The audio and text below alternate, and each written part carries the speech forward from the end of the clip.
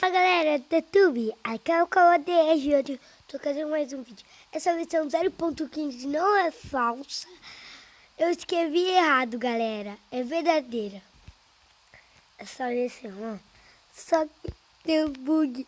Eu vou ensinar a baixar. É verdadeira. Você vai vir no Aptoide. Aptoide. Tem piano no Aptoide.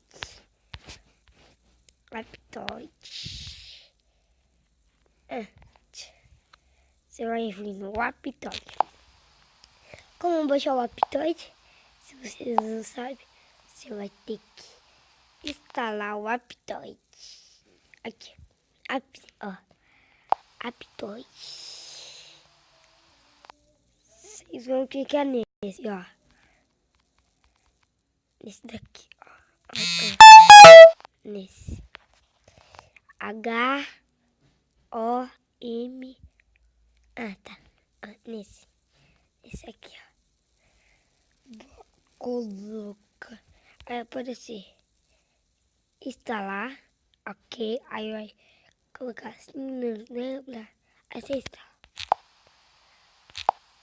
Aí você vai na página inicial aqui. Vai estar pra você. Update. É um negócio chato. Na Aptoide. Você clica. E vai lá. Aqui, ó. Aqui, ó.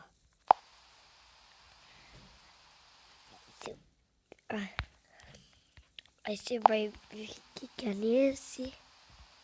O que aconteceu? Sempre. Nesse aqui. Olha o que é. Nossa. Nesse. Ó. Esse aqui. Aí ó, tá. 0.15.0. Você está, ó. Tá 0.14.1, 0.14.0, 0.14 build 7. Só que essa é 15. Aí eu já abro. Quando você abrir, vai aparecer assim. Não precisa ter um Xbox. Aí aparece um ano, não sei o que, blá blá blá. Aí você se vira. Pra mostrar que não tem servidores para essa versão ainda. Não sei. Não tem. Aqui, Nicolas e Monique. Esse mundo tá no survival. Sobreviver. Né? Não, no criativo. Pra mudar não tem nada de diferente.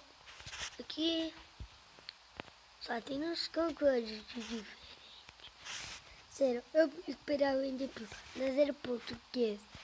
Não, na 0.15.1 vai lançar um monte de coisa. Ainda pio cavalo. Pelo menos esse daí eu queria que tinha lançado.